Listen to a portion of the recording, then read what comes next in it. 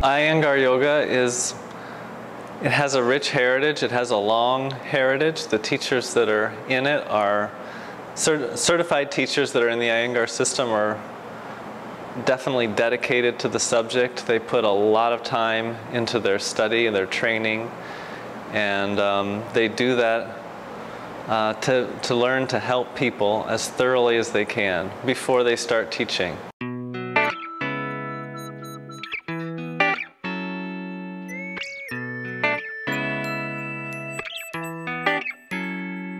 Everyone can practice yoga. We try to make classes that help people find their own access point. So, for instance, we'll have introductory classes that allow people that are brand new to have a place to come where others are starting. They're not going to feel alone in that. And there can be a very simple, well-demonstrated introduction to all the asana that student will start with. And from there they can build familiarity and move into level 1 classes where people are more familiar. And that starts to build up. So it can be a progressive strategy of moving forward. We also have yoga for stress relief and gentle restorative classes. And that can give people an access point where they may be coming to yoga, they may be coming to this question you're asking, is this for everyone, is this for me? They may be coming with some injuries or a body that is seemingly injury prone. They know that when they exercise, when they work hard, their body doesn't recover quickly, or they may injure themselves more easily or readily. So those kind of classes, a gentle restorative, yoga for stress relief, that can give people a slower paced, easier, more supported way in. However the perception comes across of yoga being about a particular kind of body or a particular goal that's physical only, it's just not correct. It's a process of finding out about ourselves, and that's for everyone.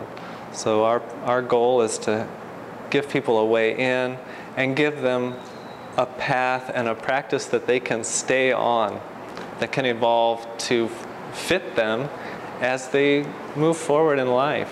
In the Iyengar system, we really need and want our students to let us know when things aren't working for them, when a posture is causing strain on joints, when there's always some level of going to your limit. You're going to feel stretch in the muscles, but when those aches start to move into the joints themselves and become sharp, when they're felt in the organic body in some way, that's not what we're going for. So the student should speak up, and in the Iyengar system, that's what we train for, is to be ready to field those questions.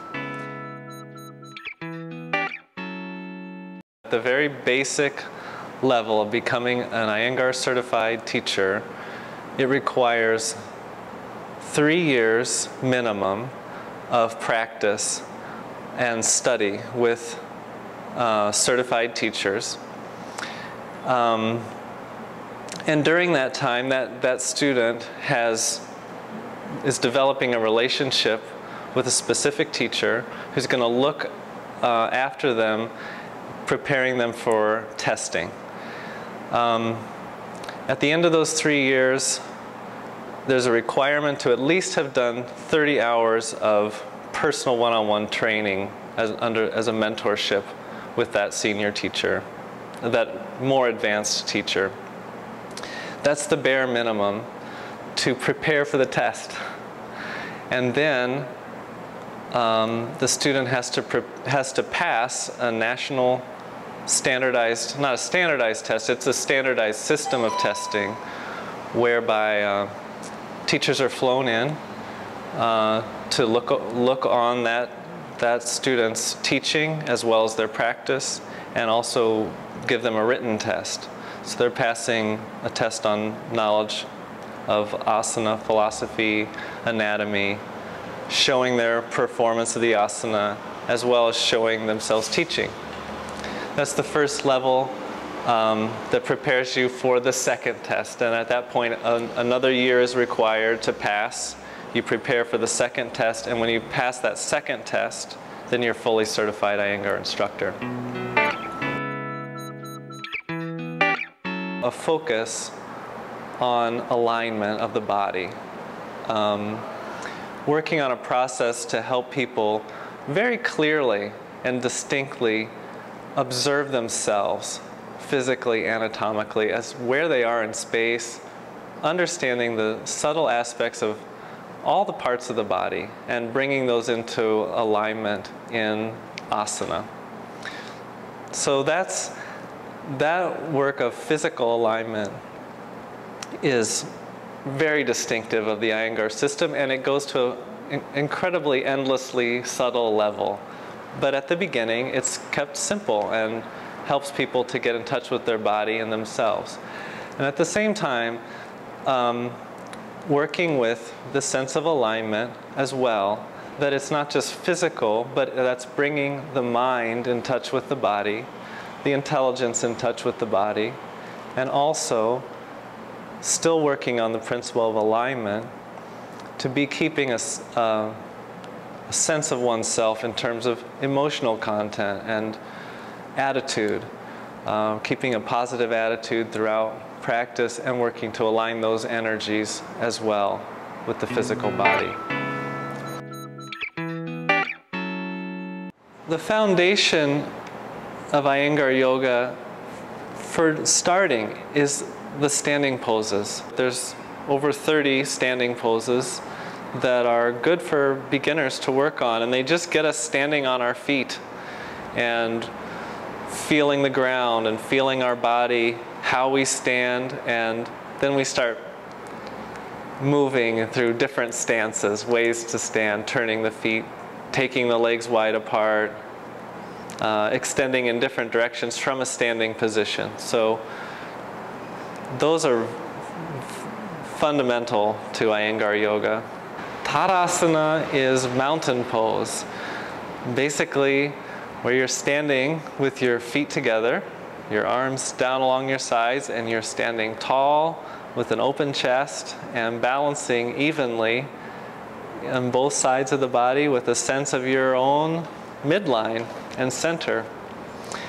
And it's so important because it really brings us in touch with, one, how we stand on our feet.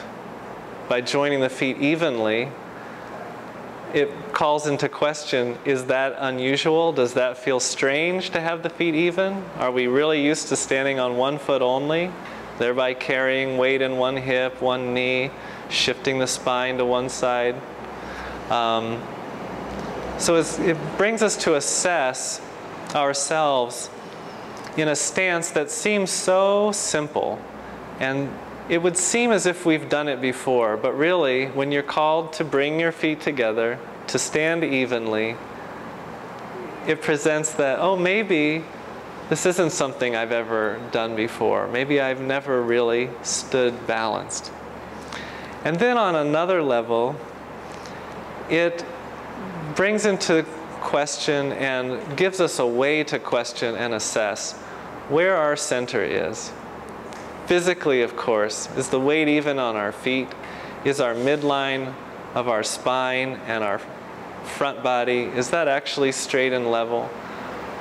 But then from that spot of Tadasana begins all the other standing pose practices, jumping the feet out, and you're always coming back to Tadasana. So Tadasana becomes a bit of a metaphor, if you will, for being centered and balanced in oneself, a stable stance. Adho Mukha Svanasana is a downward facing dog pose. It's sort of in between standing on your feet and standing on your hands. So you're strengthening and toning the arms and the legs at the same time, finding extension in the limbs. It's stretching the spine, it's back bending the upper chest, it's also forward bending the lower spine, and taking the head down below the heart, so there's an inverted quality where the the circulatory system starts to get to manipulate the blood upside down, which seems like a simple idea, but it's just something we don't do that often. We don't turn our body upside down very often in just a normal day. And when the circulatory system has to do that, it just learns. It learns a different way of processing, moving those fluids through the body, and it's interesting for the organic body. When you're doing the asana and you're looking for perfect alignment, the best alignment, healthy alignment, sometimes to achieve that you need some kind of support. So we use blocks to put the hands on, to raise the feet, to make the floor higher. If, for instance, you're touching the floor with your hands, you use a block. We use ropes that are attached to the wall so that you can take the arms up onto a rope for support. So you can have support from above, support from below. And those props are all a way to explore in the body, to relieve some of the physical strain that would be required to achieve the shape of the asana. So the props support the body, but they also support the mind, because then the mind is able to feel, get a sense of what that shape feels like and let go into that shape.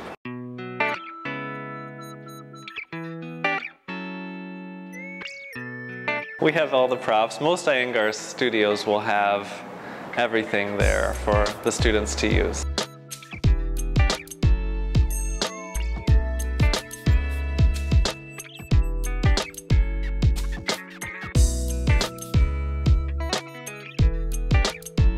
Put the props back as neatly as you found them. Hopefully you found them in a neat, tidy position. And back they go.